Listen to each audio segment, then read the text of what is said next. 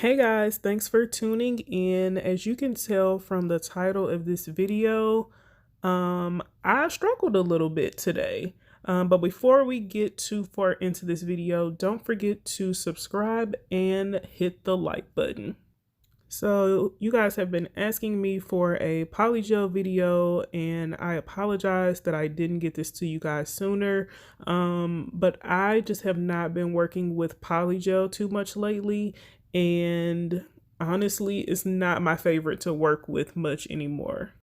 So when I got back into doing nails, I started with polygel because I couldn't master working with acrylic. And polygel was super easy and simple for me to work with as a beginner.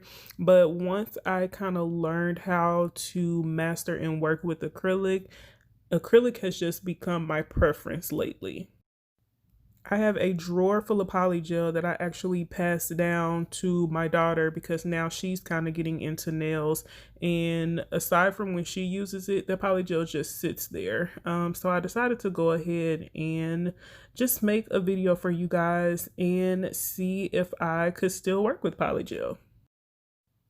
So right now I am going in with Soft Pink by Modelones. As you can see, I did use the base coat method instead of using slip solution or alcohol. I do like this method better because I feel like the slip is a lot better, if that makes sense. I'm not using slip solution, but the base coat makes it slippery enough for me to work with. One thing I did notice about this polygel, Modelones used to be my favorite polygel because it was kind of firm, and I'm not sure if this polygel is just old or if I haven't worked with it in a while, but this particular color was a little softer than what I was used to. So with polygel, I know some people like to pat, some people like to wipe. It kind of just depends on your preference.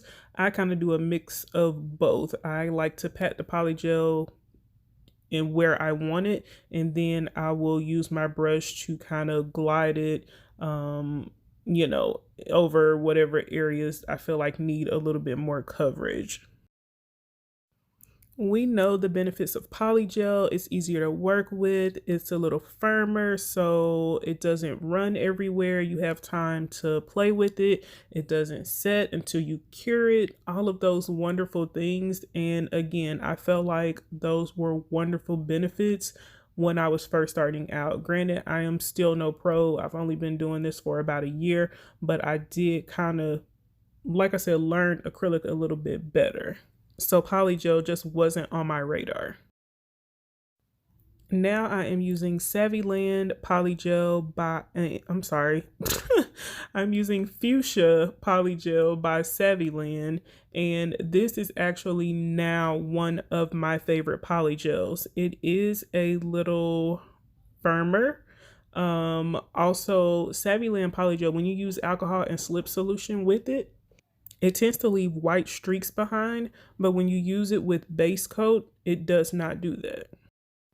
As you can see, I just added a little bit more base coat to the nail. So the base coat method kind of works similarly to slip solution and alcohol. Once the brush starts getting a little sticky, just add a little bit more base coat on there. Now I am just going in and trying to smooth out this nail.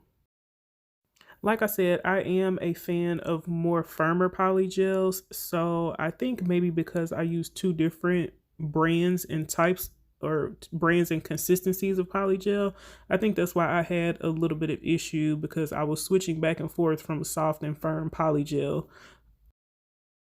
But y'all, this set really had me wondering if I completely forgot how to use polygel.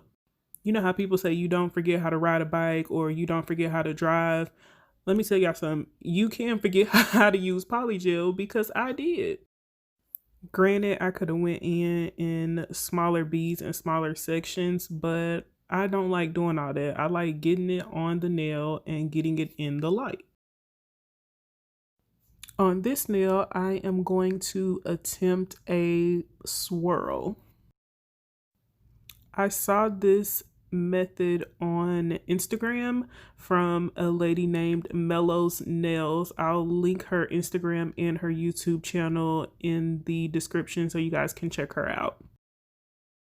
So as you can see, I just laid 2 beads of polygel, and I am taking the smallest dotting tool that I have and just trying to mix the polygels together. Then I went in with my base coat, and now I'm just kind of patting it in place because I do want to preserve the design. I am just patting little by little to get it where I need it to go. If it doesn't go, that's fine. I will go in with another bead in a little while. When I started working on this nail, I liked how it was turning out.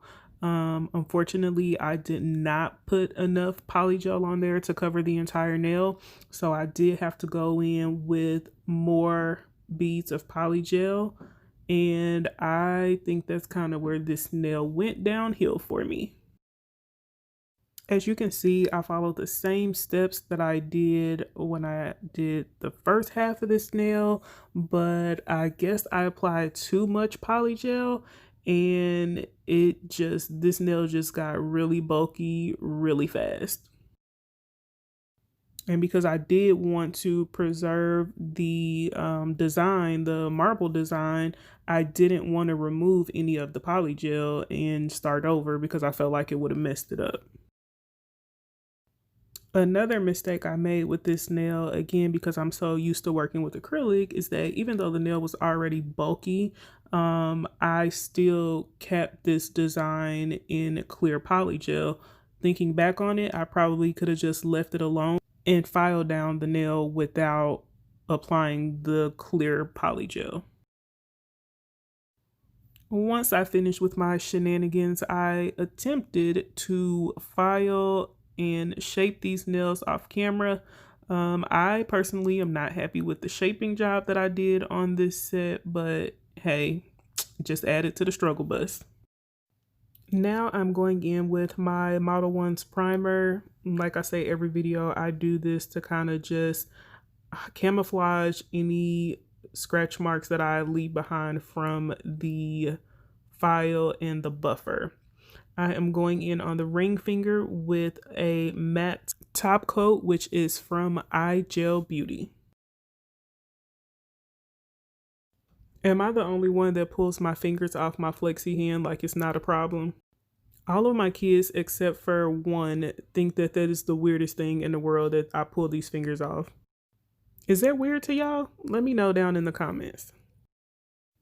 Now I'm going in with the No Cleanse top coat, also by iGel Beauty, on the marble nail.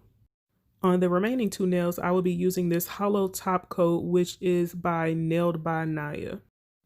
I like this Holo top coat because you can layer it. Like, you guys can't see much of the holo effect right now because I just put a thin layer on there.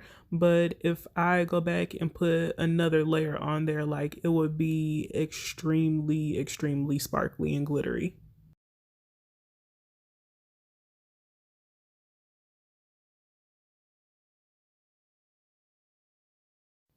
Now that everything is finished curing, I want to apply these cute little gummy bears to the matte nail that I did. So I'm just taking a very, very small dollop of polygel, again with the small end of my dotting tool, and I'm placing that bead of polygel down just to adhere the bear to that.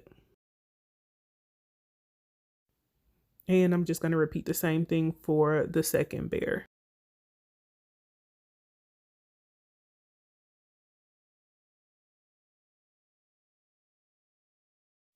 After I adhered both of the bears, I just let that cure in my lamp for 60 seconds.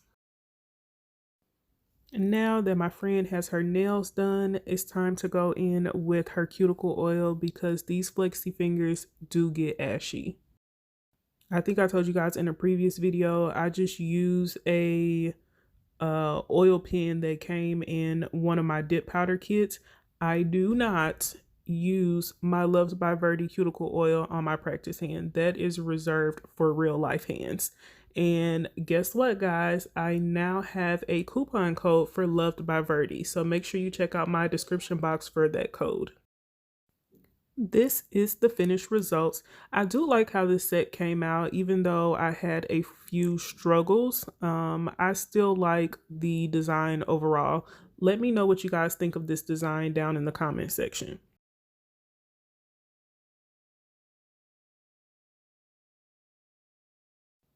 I also wanted to mention another one of my nail sisters, PickYouColor. She did a nail haul of some products she ordered off my website. I will leave her video down in the description. Make sure you check that out as well. Guys, thank you so much for sticking it out with me today. Even though, like I said, I did struggle a bit with this set.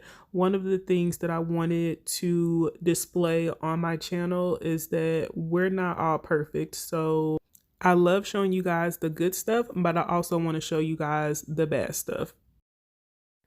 If you have not subscribed, girl, what is wrong with you? Hit that subscribe button. Okay, thank you. I'll talk to you guys in the next one.